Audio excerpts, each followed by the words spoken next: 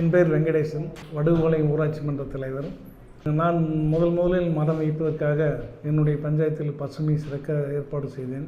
அப்போது ஒரு 300 மரங்கள் வெளியில் வாங்கி ரோட்டோரத்தில் எல்லாம் நடவு செய்து அதை பராமரிக்க ரொம்ப சிரமமான ஒரு கட்டமும் 300 மரம் வைப்பதற்கு எனக்கு சிரமமான சூழ்நிலையாக இருந்தது.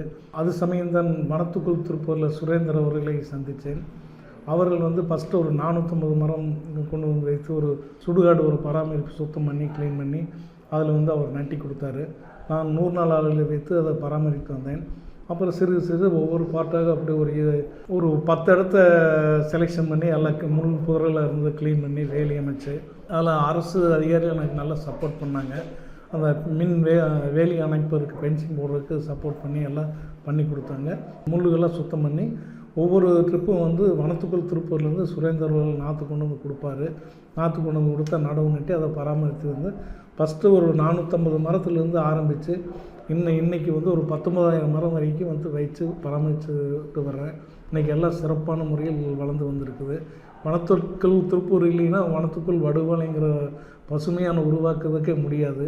அந்தளவுக்கு எனக்கு வனத்துக்குள் திருப்பூர் மிக மிக உதவியாக செஞ்சுருக்காங்க. வனத்துக்குள் திருப்பூர் வனத்துக்குள் வடுகோலையுமாக மாற்றியுள்ளது என்பதை தெரிவித்துக் கொள்கிறேன்.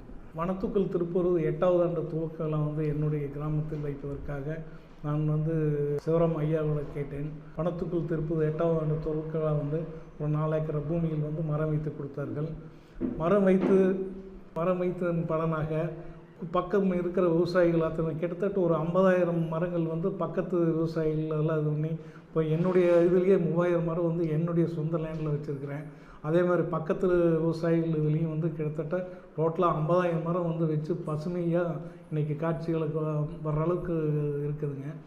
இதே மாதிரி வனத்துக்குள் திருப்பூரில் எல்லாருமே நம்ம ஒவ்வொரு பஞ்சாயத்தும் இணைந்து செயல்படும் போது நம்மளுடைய ஊராட்சி மட்டும் இல்லாமல் நம்ம டிஸ்ட்ரிக்டோட எல்லா பசுமை பசுமையாக மாறும்.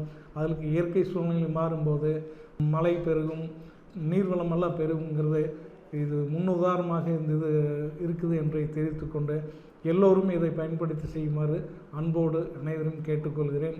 ஆனால் இந்த பசுமை மரம் எப்போது நட்டினோ அன்னையிலிருந்து எனக்கு மழை ஏதோ ஒரு ரூபத்தில் என்னுடைய லாஸ்ட் டைம் ஒரு மழை பெஞ்சது, எந்த பஞ்சாயத்தில் மட்டும் மழை பெஞ்சது.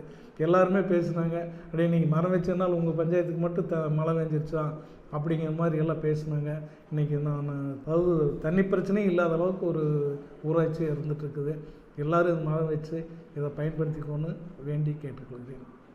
வனத்துக்குள் திருப்பூர் நிறைவு விழா, பசுமை நிறைவு விழா, தாராபுரம் ரோடு வேலாயுசாமி திருமண கல்யாண மண்டபத்தில் நிறைவு விழா நடைபெறுவதால் நம்மளுடைய அனைவரும் திரளாக கலந்து கொண்டு பசுமை புரட்சியாக இது பண்ணுவதற்கு எல்லாரும் பயன்படுமாறு கேட்டுக்கொள்கிறேன்.